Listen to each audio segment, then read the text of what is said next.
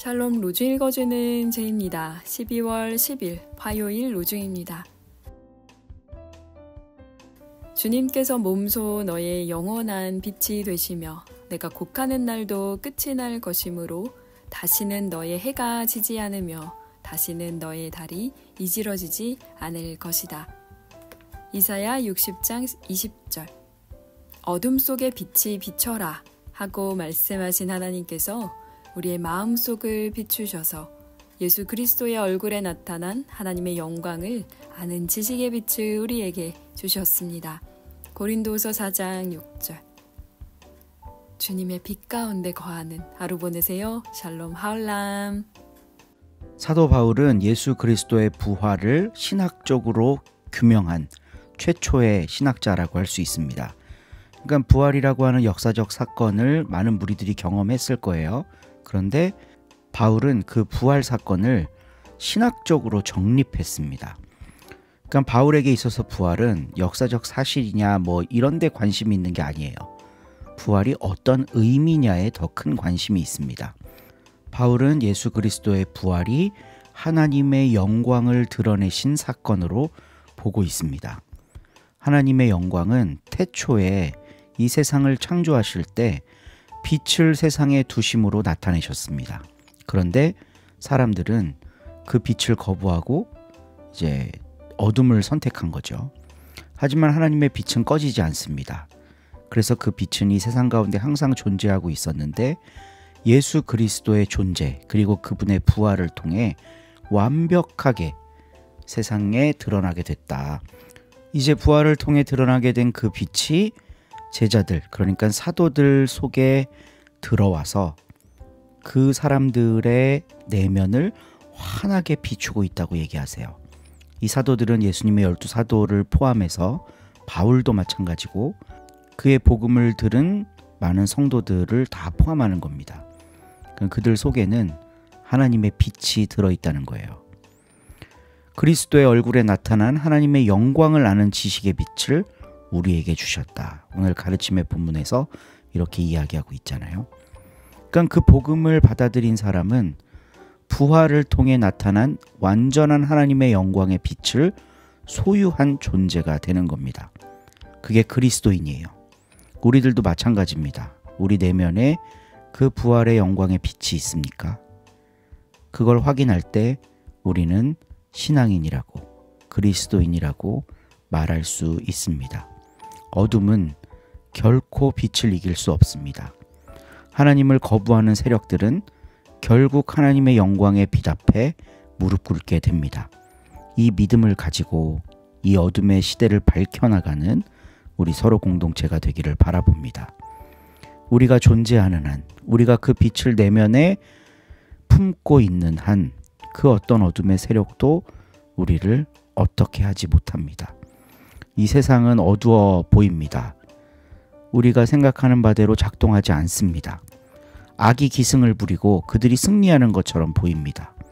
하지만 내면의 빛을 소유한 이들은 그 모든 것들을 넉넉히 이길 수 있습니다. 이 믿음 안에서 승리하는 서로님들 되십시오. 오늘도 좋은 하루 되세요. 3장. 안식일이 되어 예수께서 다시 회당에 들어가셨는데 마침 거기에 한쪽 손이 오그라든 사람이 있었다. 그리고 예수께서 안식일에 그 사람을 고쳐주시기만 하면 고발하려고 지켜보고 있는 사람들도 있었다.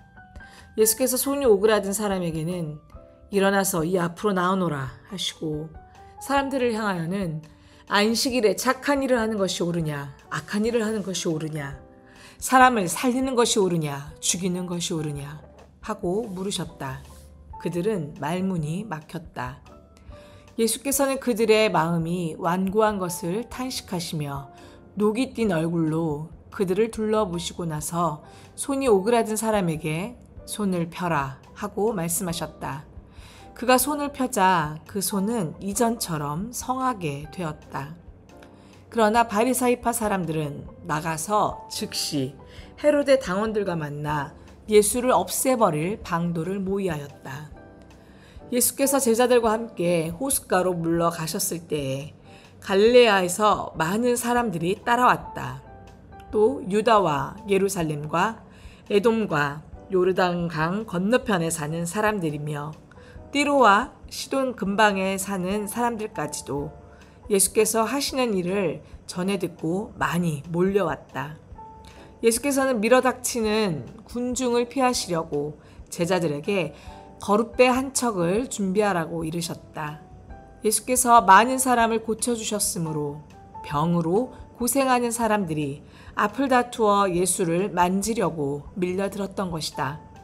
또 더러운 악령들은 예수를 보기만 하면 그 앞에 엎드려 당신은 하느님의 아들이십니다 하고 소리질렀다. 그러나 예수께서는 그들에게 당신을 남에게 알리지 말라고 엄하게 명령하셨다. 예수께서 산에 올라가 마음에 두셨던 사람들을 부르셨다. 그들이 예수께 가까이 왔을 때 예수께서는 12를 뽑아 사도로 삼으시고 당신 곁에 있게 하셨다. 이것은 그들을 보내어 말씀을 전하게 하시고 마귀를 쫓아내는 권한을 주시려는 것이었다.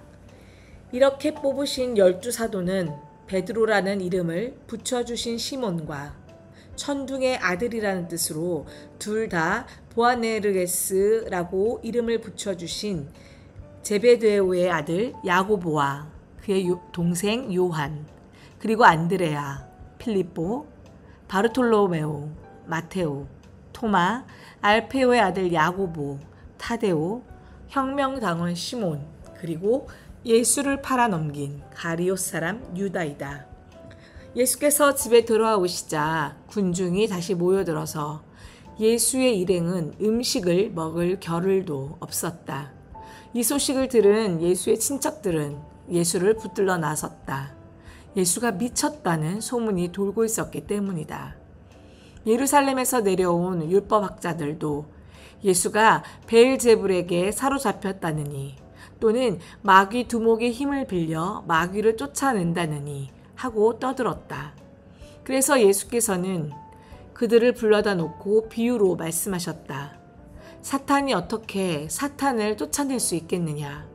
한 나라가 갈라져 서로 싸우면 그 나라는 제대로 설 수 없다.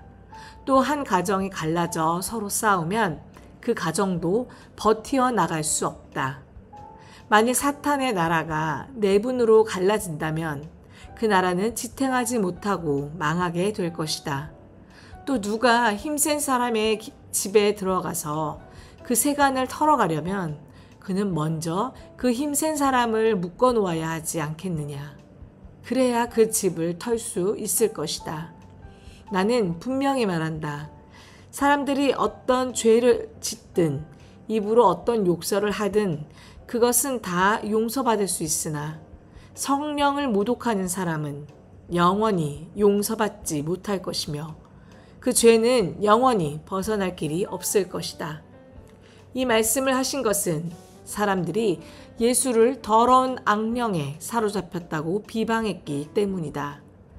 그때 예수의 어머니와 형제들이 밖에 와 서서 예수를 불러달라고 사람을 들여보냈다. 들러 앉았던 군중이 예수께 선생님의 어머님과 형제분들이 밖에서 찾으십니다 하고 말하였다.